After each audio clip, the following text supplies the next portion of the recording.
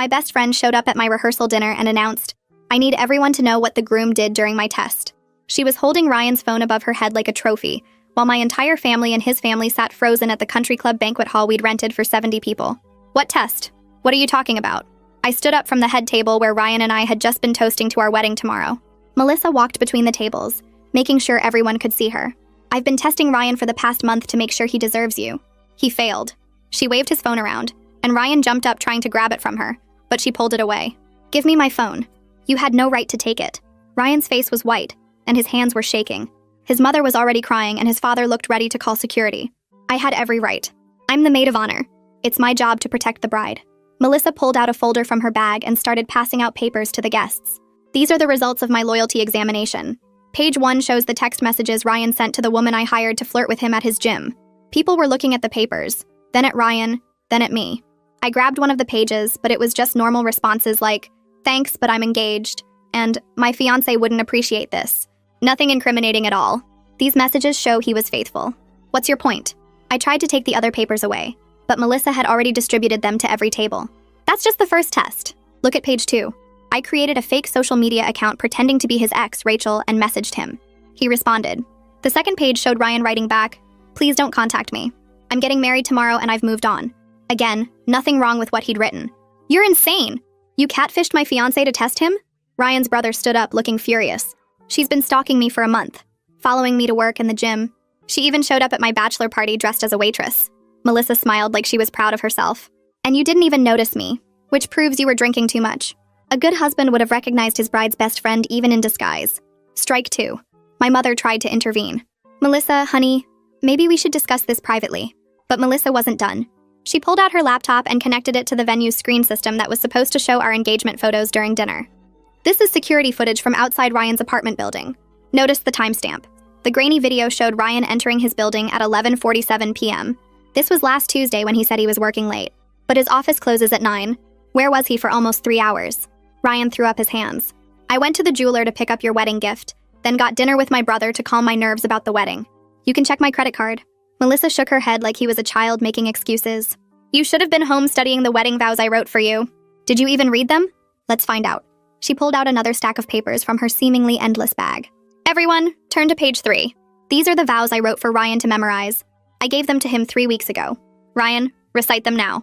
The papers had 5 paragraphs of the most over-the-top promises I'd ever read. Things like, "I promise to call you every hour when we're apart, and I vow to never have female friends or coworkers. I never agreed to say these vows. You slipped them under my door with no explanation. I thought it was a joke." Ryan looked at me desperately. "I wrote my own vows. Real ones." Melissa turned to face the crowd. A truly devoted groom would have memorized anything the maid of honor gave him. This proves he doesn't take the wedding seriously. But here's the worst part. She clicked to the next slide on her laptop. It was a photo of Ryan at a restaurant with a woman. This is Ryan having lunch with another woman just yesterday, the day before his wedding. I recognized the woman immediately. That's his sister Julia.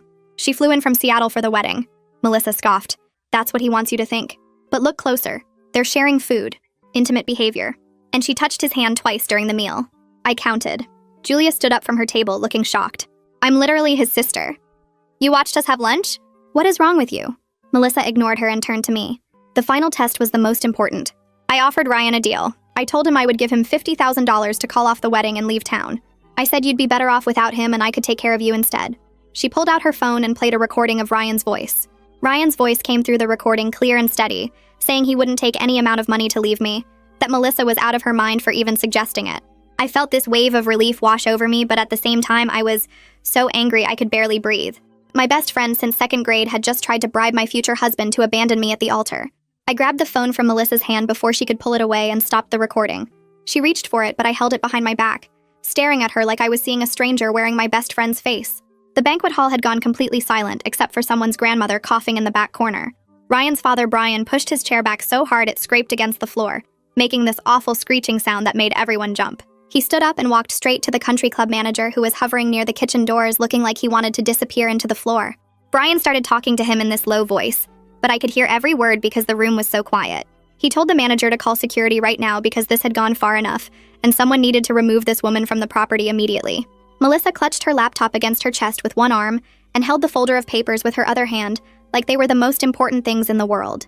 She turned to face everyone in the room and started talking faster, her words tumbling over each other. She insisted that everyone needed to see the rest of her findings before making any decisions about tomorrow's wedding. She said she had documented everything over the past month, and there were patterns of behavior that proved Ryan wasn't ready for marriage. Her hands were shaking so badly the papers rattled. I looked around the banquet hall at 70 confused and uncomfortable faces staring back at me. My grandmother was crying into a napkin at table 4, her shoulders shaking. Ryan's cousins were all leaning toward each other and whispering behind their hands at table 6. The wedding coordinator was standing against the wall frantically texting someone, probably her boss or maybe a lawyer. The rehearsal dinner we had spent 3 months planning and thousands of dollars on had turned into this public interrogation of my relationship. I had no idea how to fix this or make it stop or get things back to normal. My mother Diane got up from her seat and walked over to Melissa with her hands out in front of her like she was approaching a scared animal. She spoke in this gentle voice she used to use when I had nightmares as a kid, suggesting that maybe she and Melissa should step outside to talk privately about all of this. But Melissa shook her head so hard her hair flew around her face. She said this concerned everyone here because they all needed to know what kind of man I was marrying before they watched me make the biggest mistake of my life tomorrow. Her voice had this edge to it I had never heard before, something manic and desperate that scared me way more than her accusations about Ryan. This wasn't the Melissa who had helped me study for tests and braided my hair before school dances and held my hand at my grandfather's funeral. Jasper stood up from his seat at table 3 and pulled out his phone. He said he needed to clear something up right now before this got any more out of control. He confirmed that Ryan was with him for those 3 hours last Tuesday, and he started scrolling through his phone to find proof. He held up his screen to show his credit card receipts from the restaurant where they had dinner that night, the timestamp showing 8:47 p.m. for the bill. Then he said something that made my stomach drop. He added that Melissa had followed them to the restaurant and sat 3 tables away watching them the entire time. He said he thought it was weird but didn't mention it to anyone because he figured she just happened to be there. But now he realized she had been following Ryan on purpose, documenting his movements, stalking him. The country club manager came back into the room with 2 security guards trailing behind him. They were both big guys wearing black uniforms with radios clipped to their belts. The manager walked up to Melissa and spoke quietly, asking her to please leave the property. She refused immediately, her voice getting louder. She said she had a right to be here as the maid of honor, and she was protecting me from making the biggest mistake of my life. The 2 security guards positioned themselves on either side of her but didn't touch her or try to physically remove her yet. They just stood there waiting for instructions while Melissa kept talking. I finally found my voice and it came out stronger than I expected. I told Melissa that what she did wasn't protection, it was stalking and harassment. I said she had no right to follow Ryan around for a month, to hire women to flirt with him, to create fake social media accounts, to show up at his bachelor party in disguise. Every word felt like I was breaking something between us that could never be fixed. She looked at me with this expression of genuine confusion, like she honestly couldn't understand why I wasn't thanking her. She said she had spent so much time and effort making sure Ryan deserved me, that she had sacrificed her own time and money to protect me, and this was how I repaid her. Melissa pulled out her phone again and started scrolling through it with shaking fingers. She began reading text messages between us from the past year out loud to everyone in the room. She pointed out every single time I had complained about Ryan working late, or mentioned a small disagreement we had. She read a message from 6 months ago where I said I was annoyed that Ryan forgot to pick up milk on his way home. She read another one from 3 months ago where I mentioned we had argued about whose family to visit for Thanksgiving. She had been keeping a file on our relationship problems this whole time, saving every negative thing I said, and interpreting normal couple stress as red flags that justified her month-long investigation. Ryan sat down heavily in his chair and put his head in his hands. His whole body seemed to collapse in on itself. His mother Carly got up from her seat and moved to stand behind him with her hands on his shoulders. She was glaring at Melissa with this look of pure anger I had never seen on her face before. I realized my future husband had been stalked for weeks by someone he thought was my friend, someone he had welcomed into his life because she was important to me, and I had no idea it was happening. I felt guilty even though I knew logically I didn't cause this, and couldn't have prevented it. My father Hudson stood up from the head table and his voice came out firm and commanding in a way I rarely heard from him. He told security to remove Melissa from the property right now. Not in 5 minutes, but immediately. Melissa seemed to finally understand that she was losing control of the situation. Her face crumpled and she started crying, tears running down her cheeks and dripping off her chin. She begged me not to let them throw her out before she could explain everything properly. She said if I would just listen to the rest of her evidence, I would understand that she was doing this because she loved me. I held up my hand to stop the security guards and turned to face Melissa directly. My voice came out steadier than I expected when I asked her why she really did this. She wiped at her tears with the back of her hand, and her mascara smeared across her cheek. She started talking about her sister getting married 3 years ago, and how the husband turned out to be cheating the whole time. Nobody knew until 6 months after the wedding when her sister found hotel receipts and text messages. Melissa said she watched her sister fall apart, and she couldn't let that happen to me because I was like a sister to her, and she loved me too much to let me make the same mistake. Her hands were shaking as she talked, and she kept looking at me like she expected me to suddenly understand and thank her. The wedding coordinator appeared at my elbow and spoke quietly so only I could hear. She said we needed to wrap this up because the country club had other events scheduled, and we were already 30 minutes over our reserved time. I looked at the clock on the wall and realized it was almost 9 p.m. We hadn't even done the actual rehearsal yet, and my wedding was in 19 hours. The coordinator's face was apologetic but firm as she gestured toward the banquet hall staff waiting by the kitchen doors. I felt this wave of exhaustion hit me all at once. I turned back to Melissa and made the decision quickly before I could second-guess myself. I told her she needed to leave now and we would talk tomorrow after I had time to process everything. She immediately started to protest and reached for my arm, but I pulled away. I said if she really cared about me, she would respect this boundary and go home. The security guards moved closer, and Melissa looked between them and me with this expression of disbelief. She clutched her evidence folder against her chest like it was something precious. Security took her by the elbows and started walking her toward the exit. She called back over her shoulder that I was making a mistake, and that she had more evidence I needed to see. Her voice got fainter as they led her through the doors and into the lobby. I heard the main entrance doors close, and then there was this moment of complete silence in the banquet hall. The silence broke immediately and everyone started talking at once. Ryan's family was gathered around his parents, and I could hear his mother crying harder now.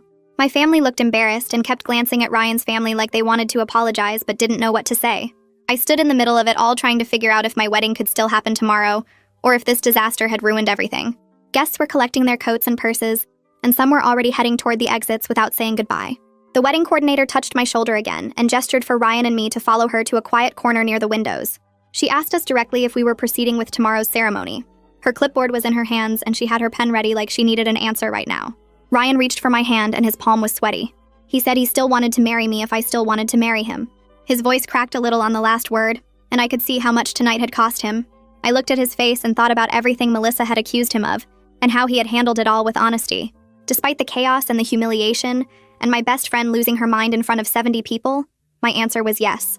I squeezed his hand and told the coordinator the wedding was on. She looked relieved and started making notes on her clipboard about adjustments we would need for tomorrow. We attempted a quick run-through of the ceremony with the officiant, while the remaining guests finished their now cold dinner in awkward silence.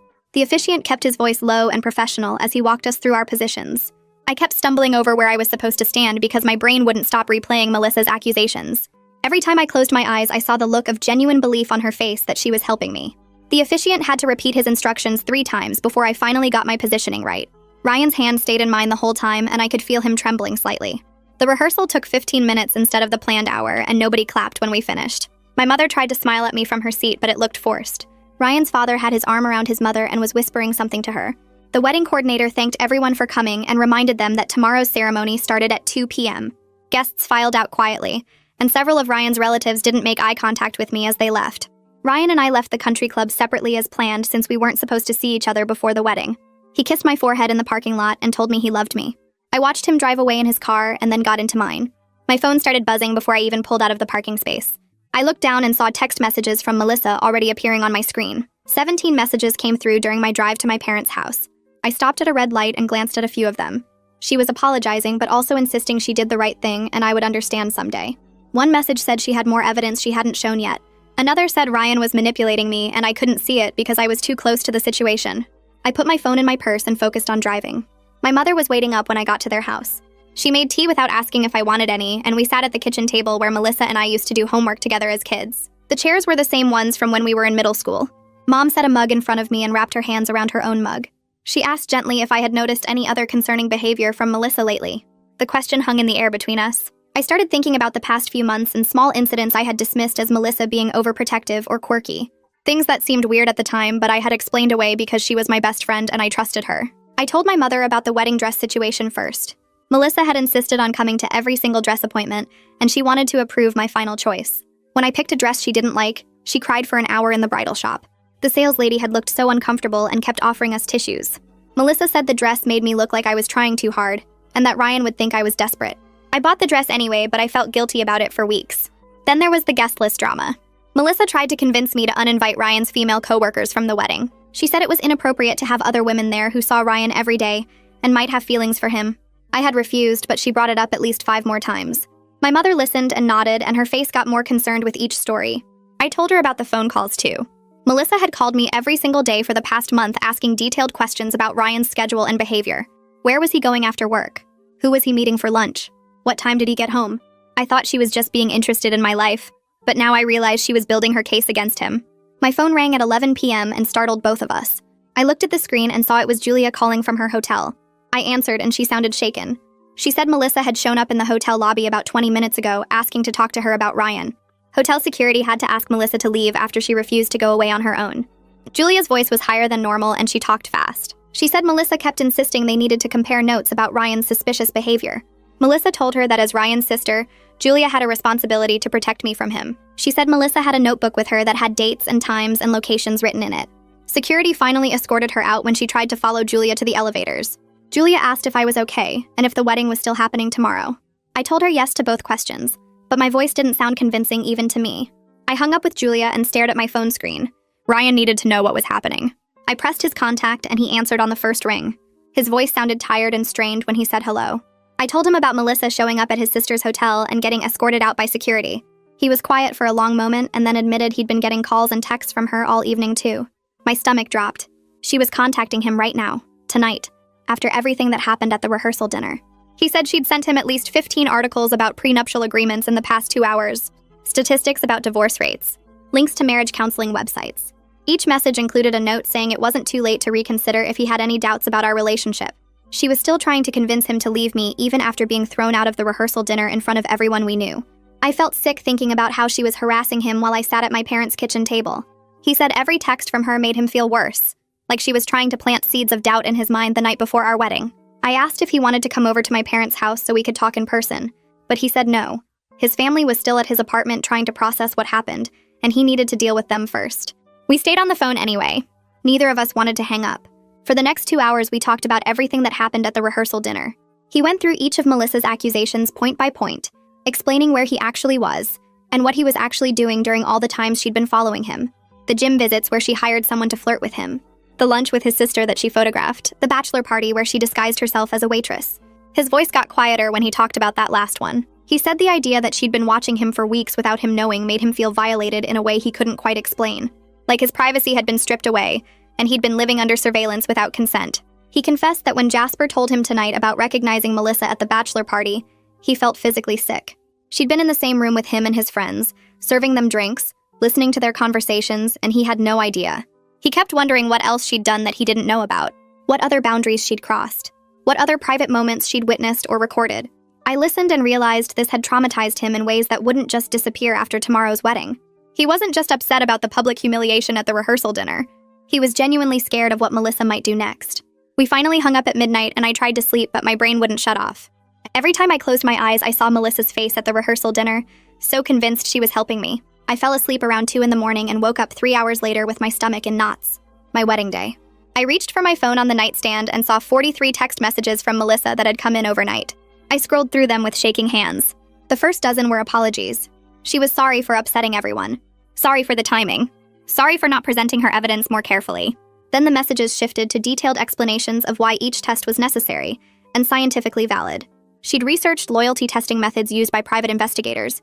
She'd consulted online forums about catching cheaters. She'd developed a systematic approach to evaluating Ryan's character because she couldn't trust him based on my judgment alone. The messages got longer and more frantic as the night went on. By the end, she was sending paragraphs about how marriage is a lifetime commitment, and she'd rather hurt my feelings now than watch me get divorced later like her sister did. I put the phone face down on the bed and stared at the ceiling. This was my wedding day, and I was reading text messages from my former best friend explaining why stalking my fiancé was an act of love. My bridesmaids started arriving at 8 in the morning. I could hear them downstairs talking to my mother in hushed voices. When they came up to my room, they were all checking their phones constantly. I realized they were texting each other about whether Melissa would show up. One of them finally asked me directly if Melissa was still the maid of honor. I looked at the empty space where her dress was supposed to be hanging, and admitted I never officially was uninvited her. I didn't know if she'd try to come to the wedding. I didn't know if we needed to warn security to keep her out. My cousin pulled out her phone and said she'd call the venue to make sure they had a photo of Melissa and instructions not to let her in. The other bridesmaids nodded like this was a totally normal thing to do on a wedding day. Add the maid of honor to the banned list. I felt the situation getting more real with every passing minute. At 9, I went into the bathroom and closed the door. I pulled up Melissa's contact and stared at it for a full minute before pressing call. She answered immediately. Her voice sounded hopeful and eager, like maybe I was calling to forgive her and let her come to the wedding after all. I took a deep breath and told her as calmly as I could that she was no longer my maid of honor, and she wasn't welcome at the wedding today. The silence on the other end lasted so long I thought she'd hung up. Then she started crying. Big gasping sobs that made me grip the phone tighter. She begged for another chance, said she'd apologize to everyone, promised she'd behave perfectly if I just let her be there. She said she'd already bought a new dress specifically for today, and she'd been my best friend for 20 years and she couldn't miss my wedding. Please don't do this. Please let me fix it. Please give me one more chance. I stayed firm, told her my decision was final. Her crying stopped abruptly and her tone shifted completely. She said I was making a huge mistake marrying Ryan without completing her full evaluation process. She'd only shown me the preliminary findings at the rehearsal dinner. She claimed she had more evidence she hadn't revealed yet. Testimony from Ryan's ex Rachel that she'd tracked down and interviewed last week. Rachel had things to say about Ryan's behavior in relationships that I needed to hear before I legally bound myself to him. She said if I went through with this wedding without seeing all the evidence, I'd regret it for the rest of my life. Her voice had that manic edge again, the same one from the rehearsal dinner, and it made my hands start shaking. I told her that contacting Ryan's ex crossed every possible line and I was done with this conversation. She started yelling, said I was brainwashed, that Ryan had manipulated me into choosing him over our 20-year friendship, that I couldn't see clearly anymore because I was too emotionally involved, that she was the only person who could be objective about this situation, and I was throwing away the one person who actually cared about my well-being. I hung up while she was mid-sentence and immediately blocked her number. My hands were shaking, so badly I could barely hold the phone. I sat on the bathroom floor with my back against the door and tried to breathe normally. My mother knocked softly and asked if I was okay. I opened the door and she found me sitting there with tears running down my face, ruining the makeup the artist had already started. She didn't say anything, just sat down next to me on the cold tile floor and pulled me against her shoulder. I sobbed about losing my best friend on what was supposed to be the happiest day of my life, about how Melissa and I had planned our weddings together since we were kids, and now she wasn't even invited to mine, about how I kept waiting to wake up and find out this was all some horrible nightmare. My mother held me and stroked my hair and let me cry until I had nothing left. Then she said quietly that real friends don't stalk your fiancé or try to sabotage your wedding, no matter how much history you share. That sometimes people we love turn out to be people we need to protect ourselves from. That it's okay to grieve the friendship while also recognizing it had become toxic. I nodded against her shoulder and tried to believe her. The hairstylist and makeup artist worked quietly to fix the damage from my crying. They didn't ask questions or make comments, just focused on repairing my face while my bridesmaids sat around trying to keep the mood light. My cousin mentioned casually that she'd always thought Melissa was a bit intense about our friendship. The other bridesmaids jumped on that comment like they'd been waiting for permission to say something. One of them brought up how Melissa used to get upset if I made plans without including her. Another mentioned the time Melissa cried at my birthday party, because I'd seated her at a different table than me during dinner. A third bridesmaid said Melissa had called her multiple times asking why I seemed distant lately, and if she knew whether Ryan was causing problems in our friendship. They all started sharing observations about controlling behavior they'd noticed over the years, but never mentioned because they didn't want to cause drama or make me defensive about my best friend. I learned that Melissa had called each of them over the past month. She'd asked them to report any concerns about Ryan or our relationship, any red flags they noticed, any suspicious behavior. She'd created a shared document where she was tracking Ryan's social media activity and asked them to contribute information about his posts, his comments, his tagged photos. They'd all declined to participate, but nobody told me about it because they thought it was weird, but harmless. Just Melissa being overprotective like always. Now they realized it was part of her surveillance operation, and they felt guilty for not warning me sooner. I sat in the chair while they talked, and realized how many people had seen signs of Melissa's obsession, but dismissed them as quirks of our friendship. How many warning signs I'd ignored because I'd known her since second grade and couldn't imagine she'd ever actually hurt me. The makeup artist finished blending foundation over my blotchy skin, while my cousin kept talking about Melissa's weird behavior over the years. My phone buzzed on the vanity table and I grabbed it, expecting another text from Ryan checking if I was okay. Instead, the wedding coordinator's name flashed across the screen. I answered and heard traffic noise in the background mixed with raised voices. She apologized for calling but said we had a situation at the venue. Melissa had shown up demanding to speak with me, and security was keeping her in the parking lot, but she refused to leave. The coordinator's voice dropped lower and she said early arriving guests could see and hear everything, and Melissa was making quite a scene. I closed my eyes and felt my stomach twist into knots.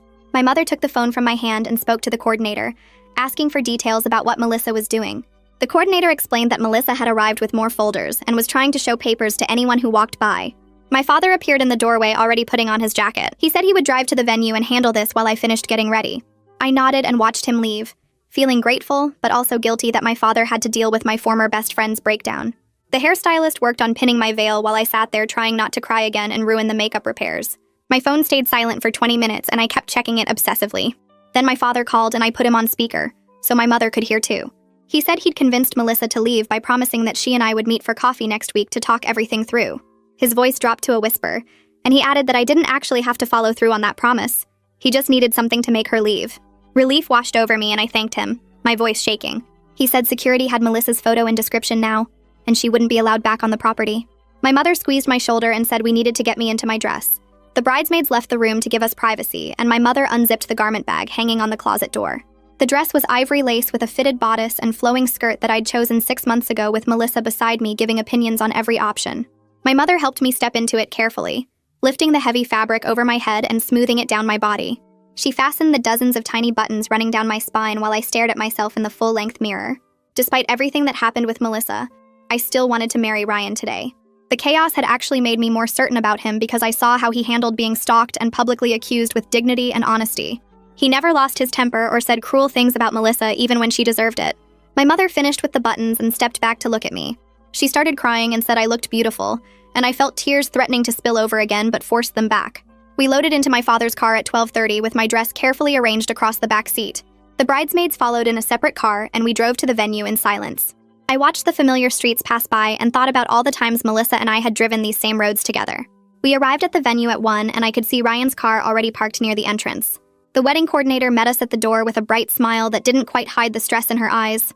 She assured me that security had Melissa's photo and description, and she wouldn't be allowed on the property under any circumstances. I nodded and tried to focus on the fact that I was about to marry someone I love, instead of dwelling on the friend I'd lost. The coordinator led us to the bridal suite where my bridesmaids were already touching up their makeup. Someone handed me a glass of champagne, but I couldn't drink it because my stomach felt too unsettled. At 1:45, the coordinator knocked and said it was time to line up. My father offered his arm and I took it, feeling the weight of my bouquet in my other hand. We walked to the ceremony space and I could hear music playing and guests talking in low voices.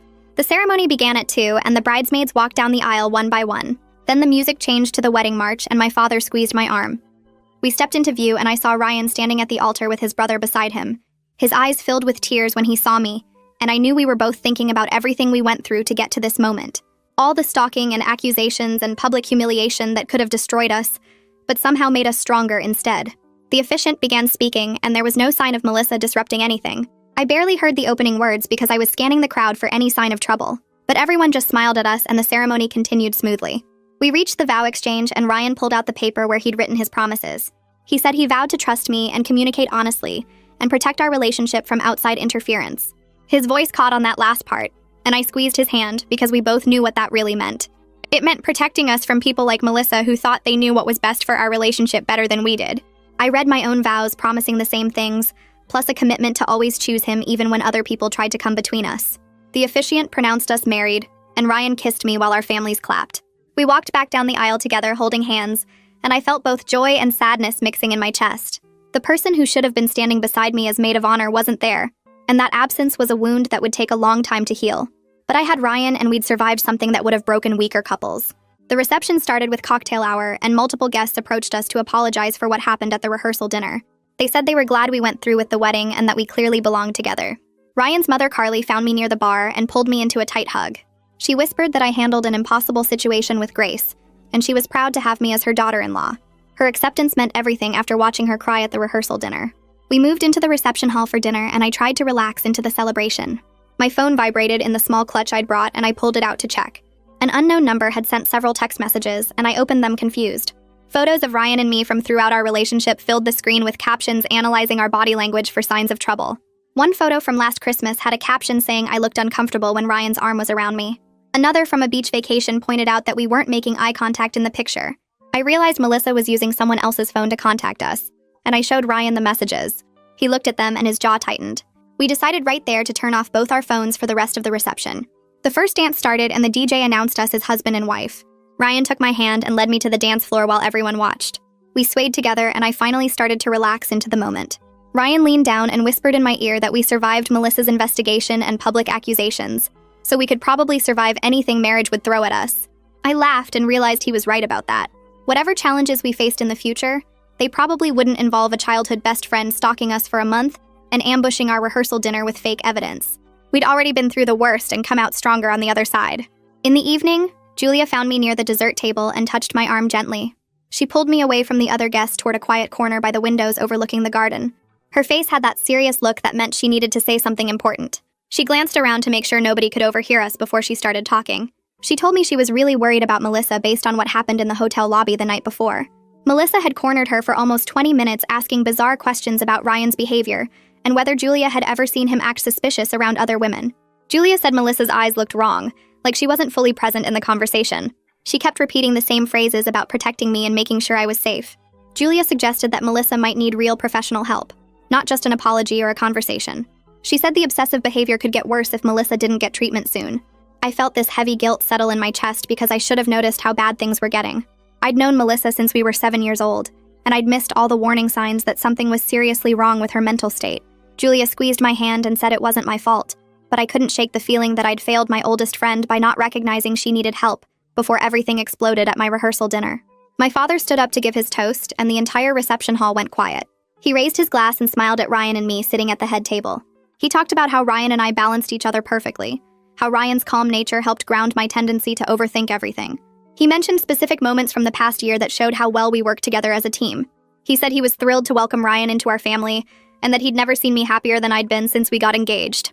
The whole time he was speaking, I noticed his eyes kept flicking toward the entrances to the reception hall. He was watching for Melissa even though security had her photo and instructions to keep her out. His hand shook slightly when he raised his glass for the final part of the toast. He never mentioned the maid of honor or anything about last night's chaos. He kept everything focused on Ryan and me and our future together. But I could tell from the tension in his shoulders that he was prepared to stop talking immediately if Melissa appeared. When he finished, everyone clapped and Ryan stood up to hug him. My father whispered something in Ryan's ear that I couldn't hear, but Ryan nodded seriously in response. The reception ended at 10 p.m. and guests started leaving through the main doors.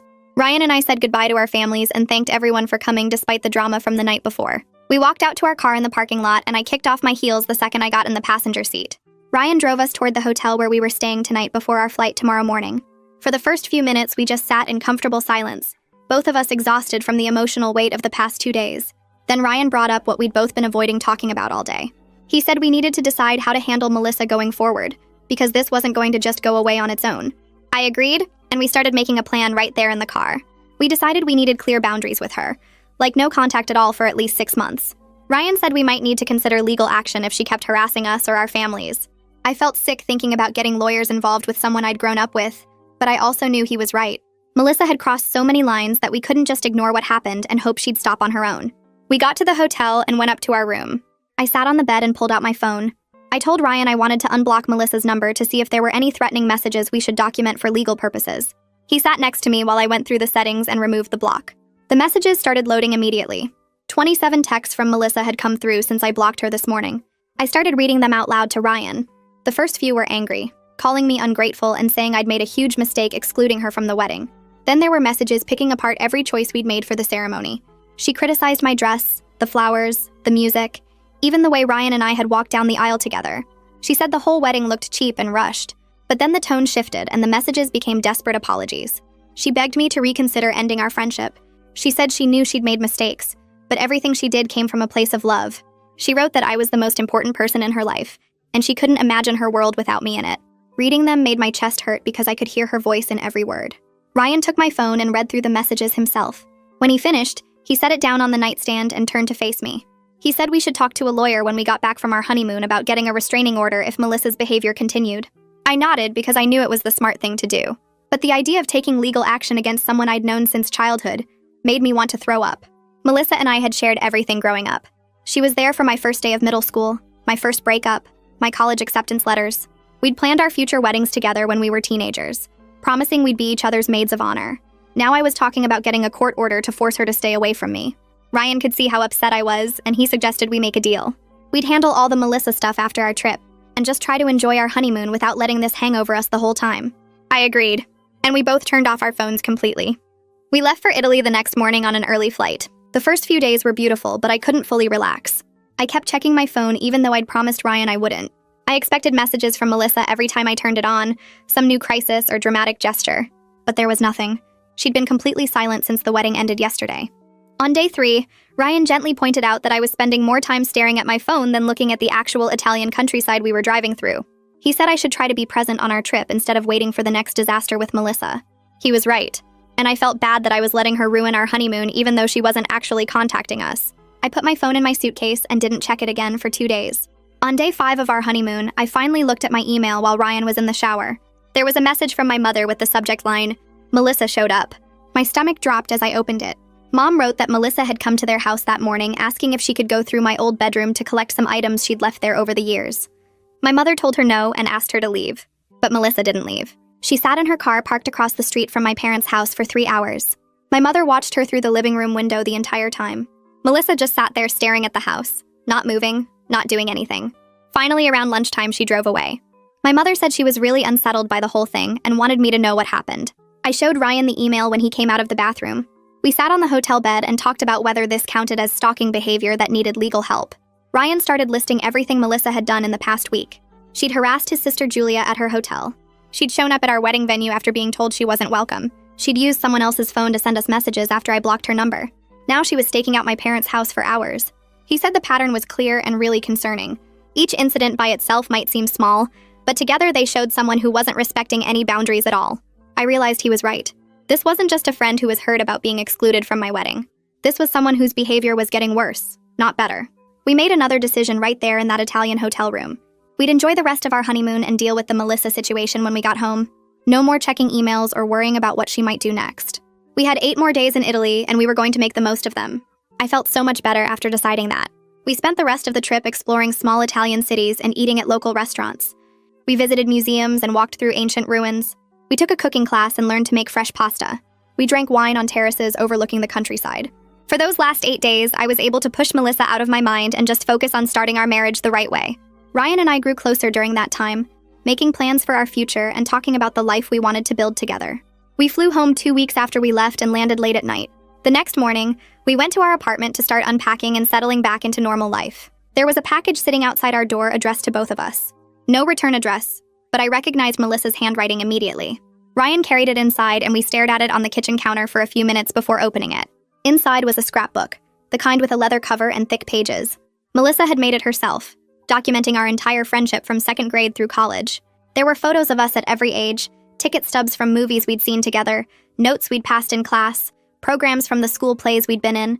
Every page was carefully designed with captions and dates. It was actually beautiful, and looking through it made me cry. But there was also a note tucked into the back.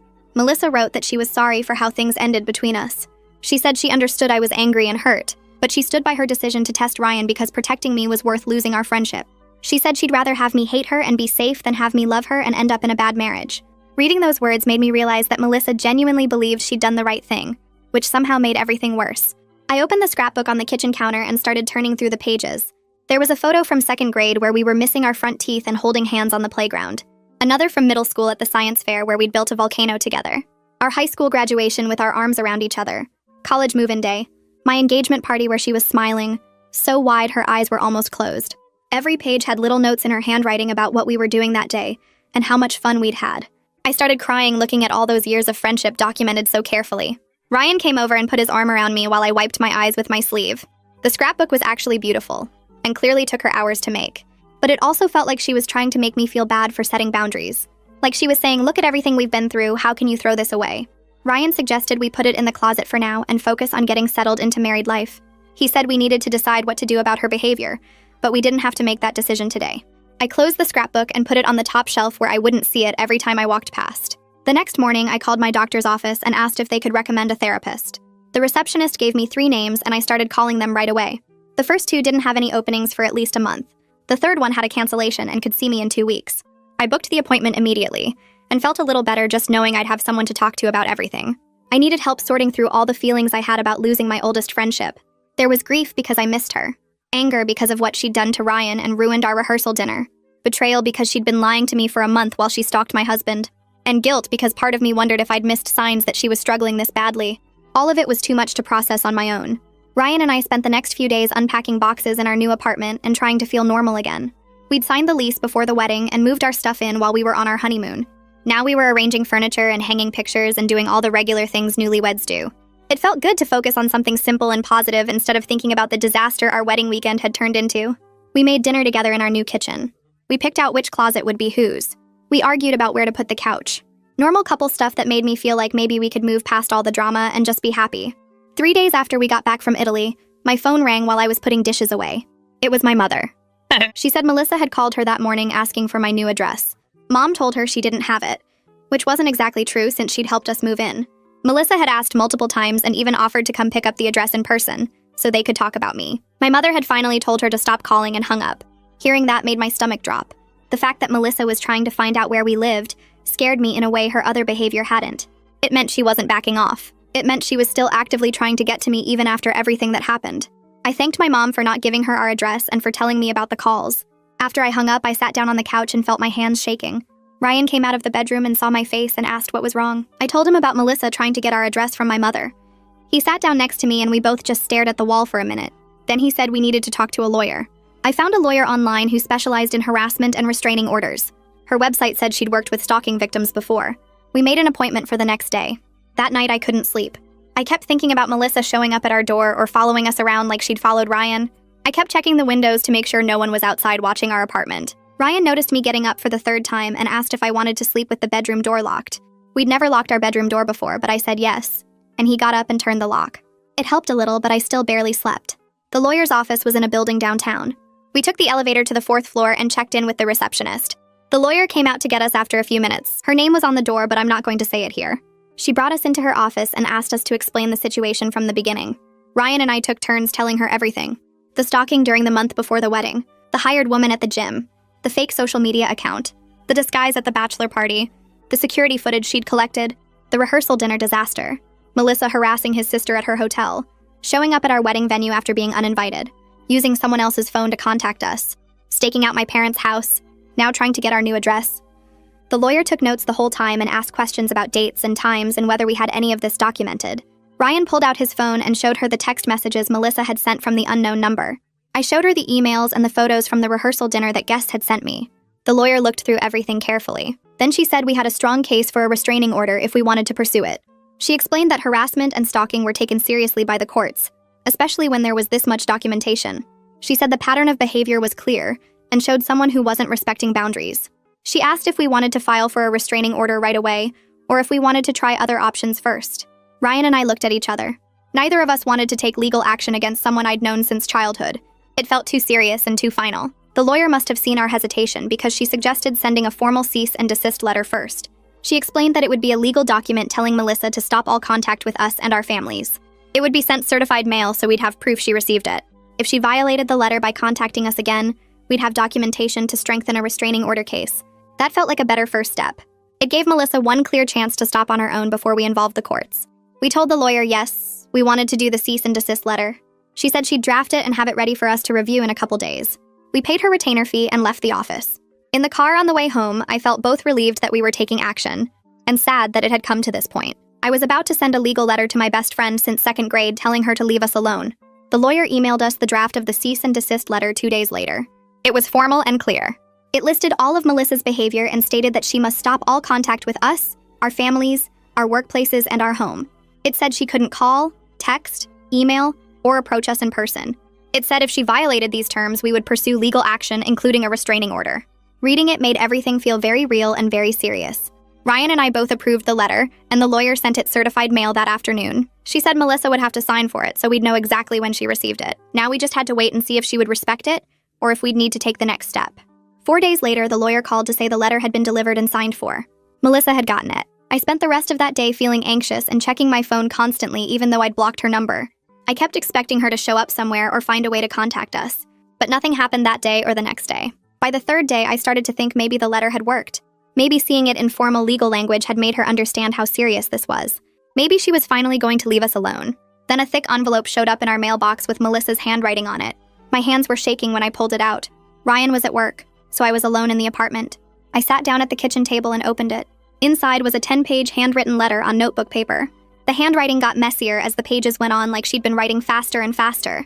She started by saying she understood I was angry and that she accepted responsibility for how things had turned out. Then she launched into this long explanation of her entire thought process behind testing Ryan. She wrote about her sister's marriage 3 years ago, and how the husband had been cheating the whole time, but nobody knew until after the wedding. She wrote about how devastated her sister had been, and how it took her years to recover. She wrote about her own fear of abandonment that started when her dad left when she was 8.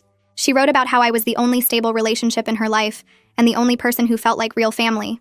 She wrote that the thought of me ending up in a bad marriage like her sister was unbearable. She wrote that she knew her methods were extreme, but she truly believed she was protecting me from potential heartbreak. The letter was heartbreaking to read. I could see the pain and fear behind everything she'd done, but But it didn't change the fact that her behavior was wrong and harmful. It didn't change that she'd stalked my husband and ruined our rehearsal dinner and scared both of us. Understanding why she did it didn't make it okay. I put the letter back in the envelope and called Ryan at work to tell him it had arrived. He said we should forward it to the lawyer so she'd have it on file. I took a photo of all 10 pages and emailed them to her. Then I put the letter in a drawer with all the other documentation we were keeping. 2 weeks later, I had my first therapy appointment. The office was in a quiet building near the park. The therapist's waiting room had comfortable chairs and magazines and soft music playing. When she called me back to her office, I sat down on the couch and immediately started crying. I cried through most of that first session. I told her about my friendship with Melissa starting in 2nd grade. I told her about all the years of sleepovers and inside jokes and being there for each other through everything. I told her about the stalking and the rehearsal dinner and the cease and desist letter. I cried about losing someone who had been part of my life for so long. The therapist handed me tissues and listened without interrupting. When I finally stopped crying, she said something that helped. She said I could grieve the friendship while also recognizing that Melissa's behavior was wrong. She said it's possible to hold both truths at the same time. I could be sad about losing my best friend, and also know that I made the right choice in setting boundaries. Those two things didn't cancel each other out. She said grief is complicated, and I didn't have to choose between missing Melissa and protecting myself. I could do both. That made sense to me in a way nothing else had. I left that first session feeling like maybe I could get through this with help. 2 weeks after the cease and desist letter, Ryan called me from work in the middle of the day. His voice was tense. He said Melissa had just shown up at his office building trying to get past security. She'd been carrying a folder and telling the security guard she had important information for Ryan about healthy marriage communication. The guard had asked her to leave, but she'd refused and kept insisting she needed to see him. Finally, they'd threatened to call the police and she'd left. But the whole interaction had been caught on the building's security cameras. Ryan had already talked to his boss in building security about getting the footage. He asked if I thought we should send it to our lawyer. I said yes immediately. This was exactly what the cease and desist letter had told her not to do. She'd violated it by coming to his workplace. We now had proof that she wasn't respecting our legal boundaries. That evening, we went to Ryan's office and got a copy of the security footage. We forwarded it to our lawyer along with a written statement from the security guard who'd dealt with Melissa. The lawyer called us the next morning and said this strengthened our case significantly. She asked if we were ready to file for a restraining order. Ryan and I talked about it for a long time that night. It felt like such a big step, but Melissa had proven she wasn't going to stop on her own. We told the lawyer yes. We wanted to file for the restraining order. The lawyer filed the paperwork and we got a court date 3 weeks out. Those 3 weeks felt like waiting for something terrible to happen. Every time my phone rang, I jumped. Every time I heard footsteps in the hallway outside our apartment, I froze. Ryan started walking me to my car after work because we were both nervous about Melissa showing up. The day of the court hearing finally arrived. We got dressed in business clothes and drove to the courthouse downtown. Our lawyer met us outside and went over what would happen. She said Melissa had been notified of the hearing and had the right to be there. She said the judge would hear from both sides and then make a decision. We walked into the courtroom and sat at one table with our lawyer. Melissa was already there sitting at the other table by herself. She'd decided to represent herself instead of hiring a lawyer. She looked terrible. Her hair wasn't brushed and she was wearing sweatpants and a wrinkled shirt. She wouldn't look at me. The judge came in and we all stood up. Then the hearing began. Our lawyer presented all our documentation. The text messages, the emails, the timeline of stalking behavior, the witness statements from Julia and my parents, the security footage from Ryan's office building, the cease and desist letter and proof that Melissa had violated it. It took almost an hour to go through everything. Then the judge asked Melissa if she wanted to respond. She stood up and started talking in this shaky voice. She said she was trying to protect me from a potentially bad marriage. She said her methods were unusual, but they came from a place of love. She said she never meant to scare anyone or cause harm. She said she just wanted to make sure Ryan was good enough for me because I deserved the best. She talked for maybe 10 minutes and the judge listened without interrupting. When she finished, the judge asked her if she understood that her behavior constituted stalking and harassment under the law. Melissa said she didn't see it that way, but she understood that we did. The judge looked at all the paperwork again. Then he said, based on the evidence presented and the clear pattern of unwanted contact, he was granting us a 1-year restraining order. He said Melissa had to stay at least 500 feet away from us, our home and our workplaces. He said she couldn't contact us directly or indirectly through other people. He said if she violated the order, she could be arrested. Melissa started crying when he said that. The judge asked if she understood the terms, and she nodded yes. Then the hearing was over. We walked out of the courthouse, and I felt this weird mix of relief and sadness. Relief because we finally had legal protection. Sadness because my best friend since childhood had become someone I needed legal protection from. That felt completely surreal. Ryan put his arm around me as we walked to the parking lot. I started crying before we even got to the car. He held me while I sobbed against his shoulder. I was grieving the friendship that was truly over now. There was no going back from a restraining order. No chance of reconciliation or working things out. It was done. Ryan didn't try to make me feel better or tell me it would be okay. He just held me and let me cry until I couldn't cry anymore. Then we got in the car and drove home to start figuring out how to move forward with our lives. Over the next few months, Melissa stayed away from us completely. She didn't show up at our apartment or Ryan's office or any of the places we normally went. My mother called me one afternoon in early spring and said she'd run into one of Melissa's coworkers at the grocery store. The coworker mentioned that Melissa had been asking about me through mutual friends, trying to find out how I was doing without violating the restraining order. My mother also heard that Melissa started seeing a therapist twice a week and was apparently working through some things. I felt this weird mix of relief that she was getting help and sadness that our friendship had gotten so broken that she needed professional intervention to deal with losing me. Ryan asked if I wanted to reach out somehow, maybe through my mother as a go-between, but I told him I wasn't ready for any contact, even indirectly. The restraining order gave me space to breathe and figure out my own feelings without worrying about what Melissa might do next. Ryan and I settled into married life in our new apartment across town from where we'd both lived before. We unpacked boxes together and argued about where to put furniture and learned each other's habits in a way we hadn't when we were just dating. I discovered that Ryan sorted his socks by color and always made the bed before leaving for work, and he learned that I couldn't function before coffee and liked to reorganize the kitchen cabinets every few weeks. We were more careful with each other after everything that happened with Melissa. We checked in more often about how we were feeling and made sure to talk through small annoyances before they became big problems. Ryan started telling me his full schedule each week without me asking, not because I demanded it, but because he wanted me to feel secure. I made sure to introduce him to my friends and include him in plans instead of keeping parts of my life separate the way I used to. The whole experience with Melissa had taught us that protecting our relationship meant being intentional about communication and boundaries. We were stronger as a couple because we'd survived someone actively trying to destroy our trust, and we knew we could handle normal marriage problems if we could handle that. His mother, Carly, called me every Sunday to check in, and my parents invited Ryan to their house for dinner every other week. Our families had rallied around us during the crisis, and they stayed close afterward, which made us feel supported in a way that mattered. 6 months after the wedding, I sat in my therapist's office and talked about how much better I felt compared to those first awful weeks. I'd been going to therapy every week since we got back from our honeymoon, and it was helping me process the grief of losing Melissa. My therapist had helped me understand that toxic friendships could damage you just as much as toxic romantic relationships. Maybe more because you didn't expect your best friend to hurt you on purpose. I told her about the guilt I still carried for not seeing the warning signs earlier. All those times Melissa had been controlling or possessive that I'd dismissed as her being protective. My therapist pointed out that Melissa's behavior had probably been building for years in small ways that were easy to rationalize until they suddenly weren't. She said I couldn't blame myself for trusting someone I'd known since 2nd grade, and that learning to set boundaries wasn't cruel even when it hurt someone you cared about. I was learning to forgive myself for not recognizing how unhealthy our friendship had become, for not understanding that Melissa's obsession with protecting me was really about her own fear of abandonment. The therapy sessions gave me tools to work through the complicated emotions without getting stuck in them, and I could feel myself getting lighter each week. My therapist spent one whole session helping me understand that I couldn't have prevented Melissa's breakdown or fixed her issues through friendship alone. She explained that Melissa's obsessive behavior had likely developed over many years, probably starting long before she met Ryan, or even knew I was in a serious relationship. Some people needed professional help that friends couldn't provide no matter how much they cared or how long they'd known each other. My therapist said that protecting myself and my marriage was the right choice even though it meant ending a 20-year friendship, and that sometimes the most loving thing you could do was step back and let someone face the consequences of their actions. She reminded me that I'd tried to talk to Melissa multiple times, that I'd given her chances to stop the stalking and testing, and that she'd chosen to escalate instead of listening. The restraining order wasn't me being cruel or abandoning a friend in need. It was me setting a necessary boundary to keep myself and Ryan safe from someone whose behavior had become dangerous. I left that session feeling like a weight had lifted off my chest, like I finally had permission to stop feeling guilty for choosing my own well-being over Melissa's feelings. Ryan and I celebrated our 1-year anniversary on a quiet Tuesday evening at home.